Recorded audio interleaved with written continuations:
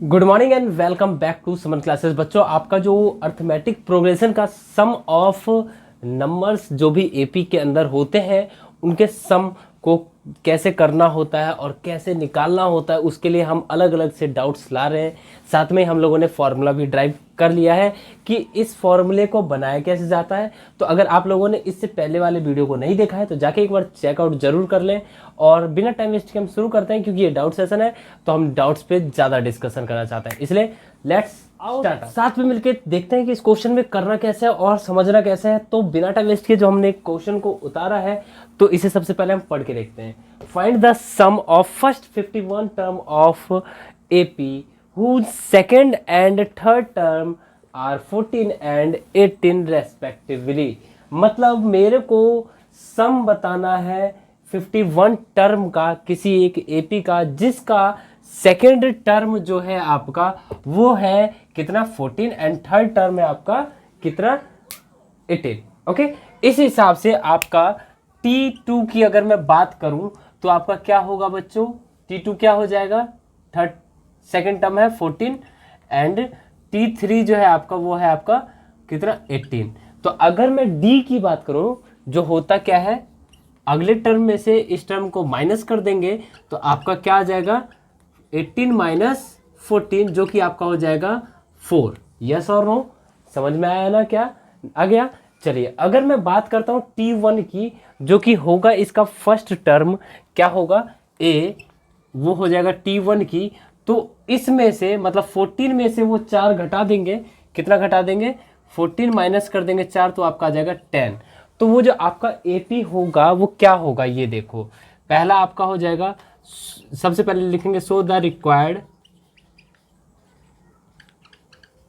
AP is क्या होगा। देखो सबसे पहले आपका ए बोले तो 10, दूसरा है आपका 14, फिर है 18 और कॉमन डिफरेंस तो आपके पास है ही 4, तो सब में आप 4 जोड़ सकते हो। तो इसके बाद आपका आ जाएगा 22, 26 एंड सो ऑन, ऐसे ही एन टाइम जितना भी जाना होगा। ओके, लेकिन हमें बताना है 51 टर्म तक, 51 टाइम्स, ठीक है। 51 टर्म कर लो, ठीक है, टाइम्स कर लो, ठीक है। ऐसे ही करके 51 टाइम्स जाएगा तो 51 टर्म आएगा। अब हमें इसी का 51 टर्म का क्या बताना है, बताओ जल्दी जल्दी, सम बताना है। तो सम बताने के लिए हमें किस किस चीज़ की जरूरत पड़ती है, एक तो एन की जो कि आपकी है 51, कितनी है बच्चों 51। दूसरा आपको जरूरत पड़ता है ए का, ए है आपका 10। दूसरा आपको जरूरत पड़ता है डी का, डी है आपका 4, ठीक है। n/2 two a plus n minus 1 into D, इतना ही होता है। अच्छा, सीधे सीधे आप क्या करोगे, क्या कर लिखोगे S51 इक्वल टू आपका हो जाएगा n/2, n आपका है 51, डायरेक्ट भी पुट कर सकते हैं, कोई दिक्कत नहीं है, लेकिन मैंने यहाँ पे फॉर्मूला लिख दिया है तो मैं फॉर्मूला ही पहले लिख देता हूँ, ठीक है। यहाँ पे फिर n लिखेंगे, ओके, इंटू डी, ये तो आपका हो गया फॉर्मूला। अब अगर मैं आपसे कहता हूँ कि S51 बताना है तो आप कहोगे 51/2, 2 इंटू ए है आपका 10 प्लस n है आपका 51 में से अगर 1 माइनस करोगे तो आपका आएगा 50 इंटू डी है आपका 4। यस और नो। अच्छा, इन दोनों में आपको कुछ कॉमन दिख रहा है कि नहीं दिख रहा है, सीधी बात है 20 कॉमन दिख रहा होगा आपको, तो आप 20 ले लें कॉमन। 51 इंटू 2 इंटू हो जाएगा 20, आपका यहाँ 1 हो जाएगा और यहाँ पे बचेगा प्लस में क्या 5 2 जा 10, इससे कैंसिल आउट होगा कितने टाइम्स 10 टाइम्स, और ये आपका हो जाएगा 51 इंटू 10 इंटू 11।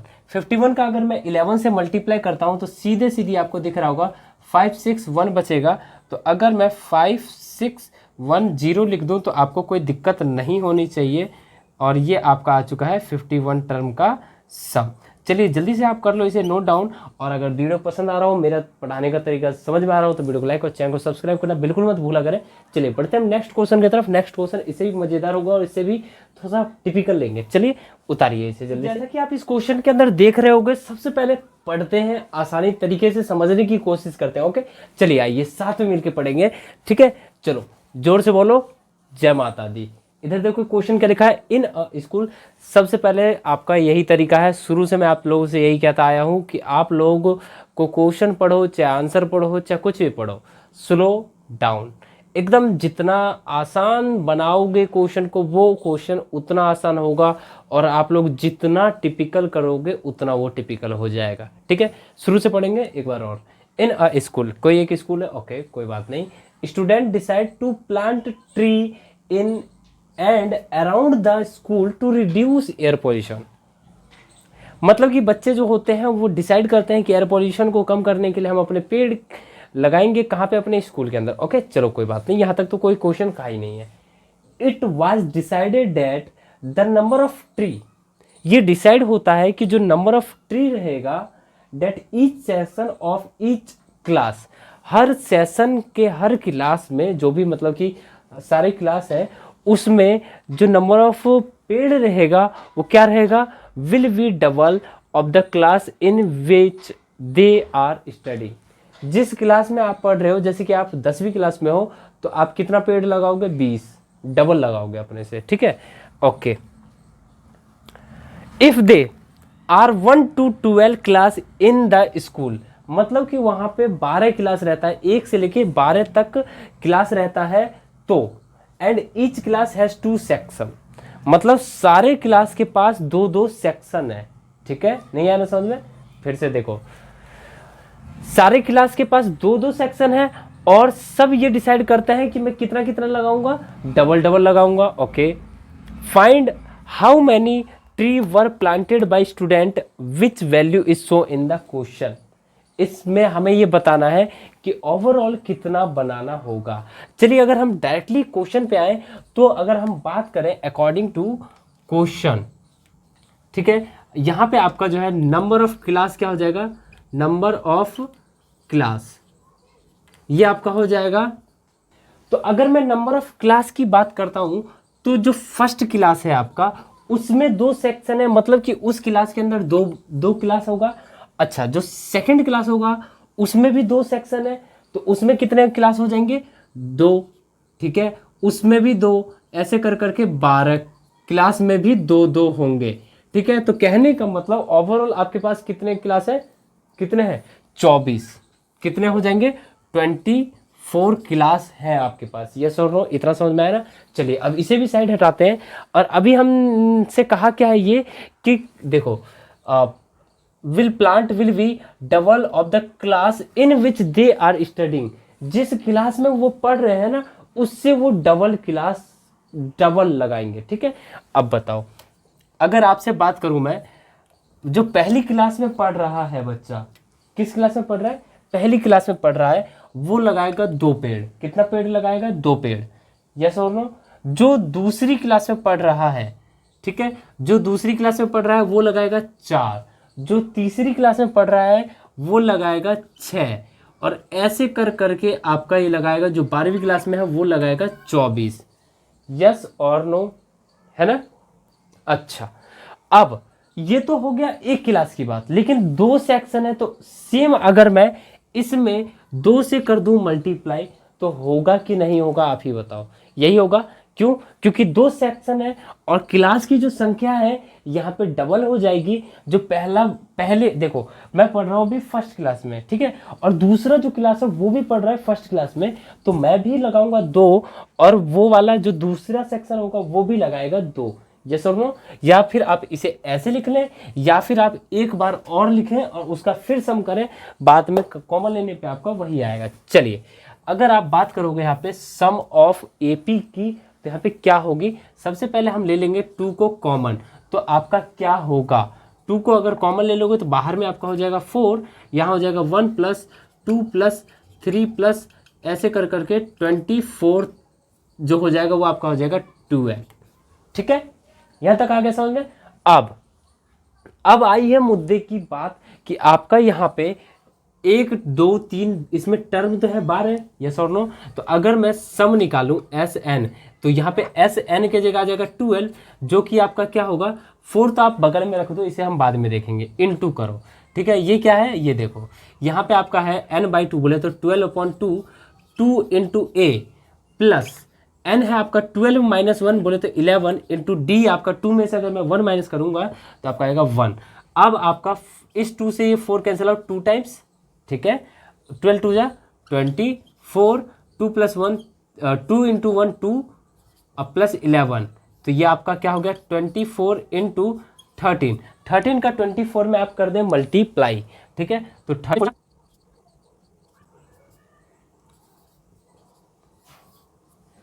तो जो नंबर ऑफ आपका इसमें क्या रहेगा, जो पेड़ रहेगा, जो ओवरऑल ट्रीज की जो क्वांटिटी रहेगी वो हो जाएगी आपकी 312। तो यहाँ पे आपका जो आ गया है सम आ गया है क्या 312, जो कि होते हैं कि कितने लगेंगे पेड़ की संख्या। तो यहाँ पे जो how many tree were planted by student, तो हम क्या लिखेंगे 312 tree were planted by the student, ठीक है।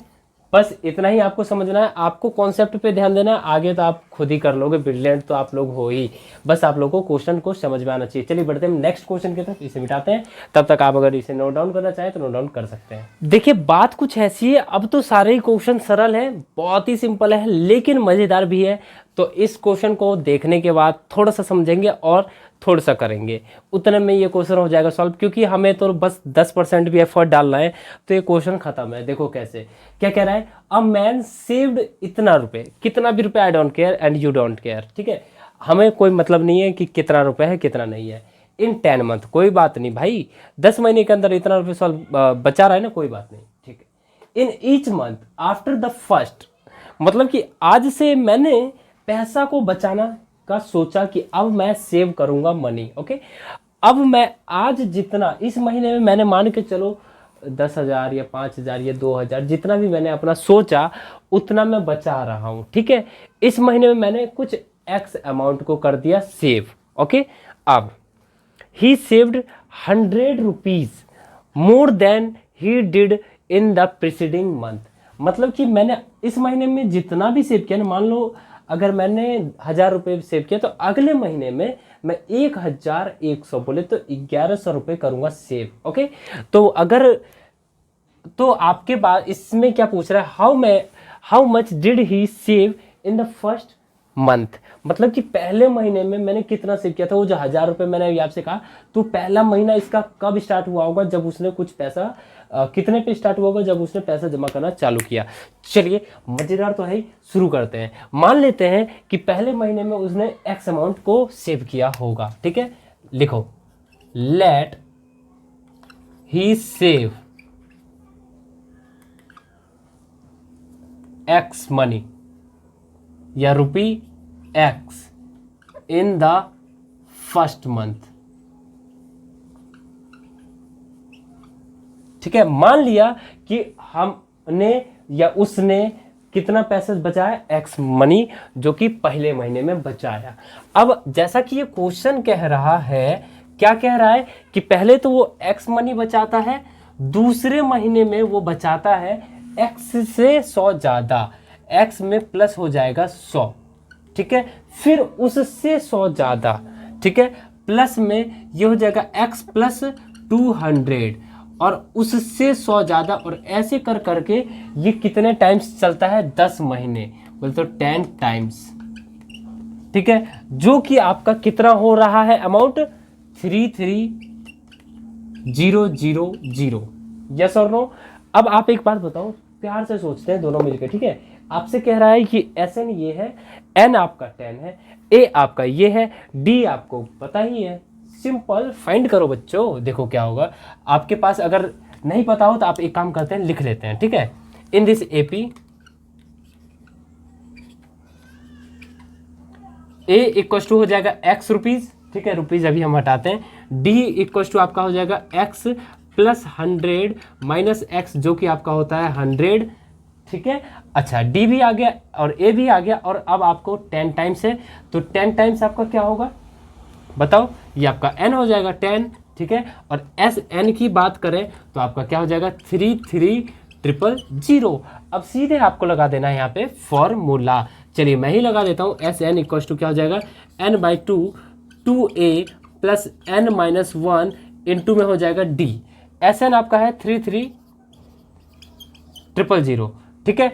n की वैल्यू है आपकी 10/2 और 2 इंटू ए क्या है x प्लस n-1 n है आपका 10, तो उसमें से अगर मैं 1 माइनस करूं तो आपका आएगा 9 और d है आपका क्या 10, d है आपका 100। यस और नो, इससे कैंसिल आउट होगा भाई?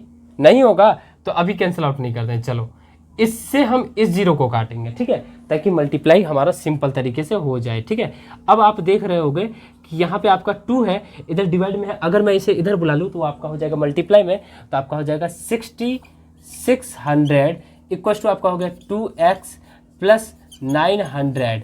इस 900 को अगर मैं इधर फेंक दूँ तो क्या होगा? कुछ नहीं होगा, इधर ये आएगा तो माइनस में हो जाएगा। चलिए मैं इधर कर देता हूँ सॉल्व, तो आपका 2x की जो वैल्यू हो जाएगी 6600 माइनस हो जाएगा 900, 6600 माइनस का हो जाएगा 900, जो कि होते हैं कितने 5700।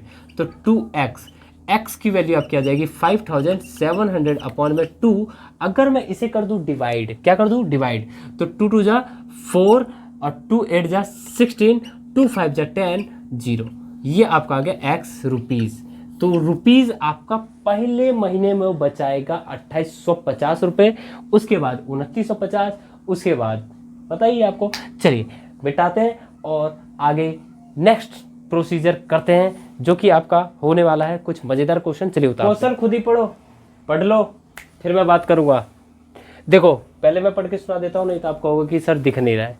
बहाने तो आपके होते ही है काफ़ी, है ना। इसी जगह पे अगर आपके लिए इलेक्ट्रिक बोर्ड लगा होता तो आप आराम से देखते हैं ना, लेकिन ये तो देखने का आपके पास पेशेंस नहीं। चलिए कोई बात नहीं, होता है, ऐसा होता है। देखिए आपके पास क्या कह रहा है इस क्वेश्चन में, so that the sum of all term of an AP whose first term is A. मतलब कि किसी एक एपी का फर्स्ट टर्म अगर ए है एंड सेकंड टर्म आपका बी है एंड लास्ट टर्म आपका सी है, तो आपको शो करना है कि उस एपी का जो सम रहेगा वो आपका ये रहेगा।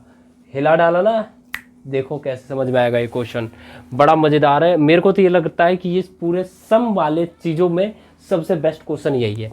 देखो कैसे करेंगे, आपके पास दे रखा है फर्स्ट टर्म, लिखते हैं सबसे पहले, लिखते हैं फर्स्ट टर्म वो है आपका ए, second term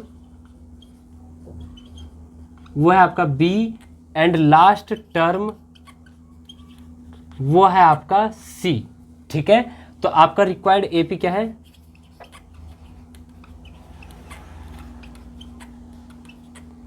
A B and ऐसे कर करके सी, ठीक है। ये आपकी है एपी, यस और नो। अब आपको करने का क्या है, ये देखो, ये जो है इसमें अगर मैं बात करूं कि आपको निकालना क्या है, सम निकालना है। सम निकालने के लिए आपको किस किस चीज की जरूरत पड़ती है, n/2 2a + n-1 × d, बस यही चीज जरूरत पड़ती है ना। अच्छा अब आपके पास तो n है ही नहीं, तो n निकालते हैं। चलो जी, अगर मैं इस एपी से tn की बात करूं, ये मान लेता हूं कि nth टर्म है, ठीक है। तो ये क्या हो जाएगा a + n-1 × d, ठीक है। अब अगर मैं यहां से d निकलवा दूं आपसे, तो सेकंड टर्म माइनस a कर देंगे, तो आपका हो जाएगा b - a, यस और नो। ये आपका हो गया कॉमन डिफरेंस, जिसे मैं d से रिप्रेजेंट कर रहा हूं, ठीक है। अगर मैं आपसे कहता हूं कि tn वाले जो टर्म है वो तो आपका है c, कोई बात नहीं। a जो है आपका फर्स्ट टर्म है वो आपका है a प्लस n आपका n ही है और -1 × d अभी मैंने बोला b - a है। अच्छा, इस a को अगर मैं इधर भेज दूं तो ये क्या हो जाएगा c - a, और इधर ये जो मल्टीप्लाई हो रहा है b - a वो इधर आ जाएगा, तो हो जाएगा b - a डिवाइड में इक्वल टू n-1। इधर ये -1 है, अगर ये इधर आएगा तो ये आपका हो जाएगा +1, जो कि आपका हो जाएगा c - a प्लस में 1 अपॉन में b - a। आप एलसीएम ले और कर दे इसे सॉल्व, तो n की वैल्यू आपकी आ जाएगी b - a अपॉन में हो जाएगा, जो कि c - a प्लस में b - a। क्या हो गया बच्चों, b + c - 2a अपॉन में b - a। ये आपकी आ गई वैल्यू n की, ठीक है। इतना तो आप लोगों को समझ में आ गया होगा। लेकिन अब बारी आई है किस चीज़ की, फॉर्मूले को ये लाने की। तो एस एन का फॉर्मूला हमारा होता क्या है ये देखते हैं। सबसे पहले एस एन इक्वल होता है N by two A plus L. ये होता है तब जब हमारे पास एल हो, जो कि आपका लास्ट टर्म है। सिंपल। अब देखो एन तो हमने यहाँ से निकाल दिया, क्या है बी प्लस सी माइनस टू ए अपॉन में बी माइनस सी, बी माइनस ए, और आपका ये आ गया 2, ठीक है। और आपका ए जो है वो तो ए है ही, और एल जो है आपका सी है। अब क्या करें, क्या ये आपका आ चुका है? यस, बिल्कुल आ चुका है। सो तो हो गया। सो सम ऑफ रिक्वायर्ड एपी इज क्या है, ये है, लिख दो आप b प्लस सी माइनस टू ए अपॉन में टू बी माइनस ए, और आप यहां पे लिख दें a प्लस सी। हो गया। यहां ब्रैकेट कौन लगाएगा? चलिए, अगर ये क्वेश्चन आप लोगों को समझ में आया हो और ये सारे डाउट्स क्लियर हो गए हो तो मिलते हैं फिर अगले वीडियो में, क्योंकि अब आप लोग का हो चुका है ये अर्थमेटिक प्रोग्रेशन का खात्मा, दी एंड। चलिए, फिर भी हो सकता है कि मेरे से कुछ ना कुछ डाउट्स छूट गए हों, तो आप कमेंट करके मेरे से ज़रूर पूछें, और मैं आप लोगों की हेल्प करने के लिए यहाँ पे खड़ा हूँ। तो आप लोग जल्द से जल्द करें, और हम ये 5 मंथ की जो स्ट्रेटजी प्लानिंग कर रखी है उसे भी हम बहुत जल्द अचीव कर लेंगे। चलिए, मिलते हैं फिर अगले वीडियो में। तब तक के लिए bye bye, take care, thanks for watching Suman classes. Okay.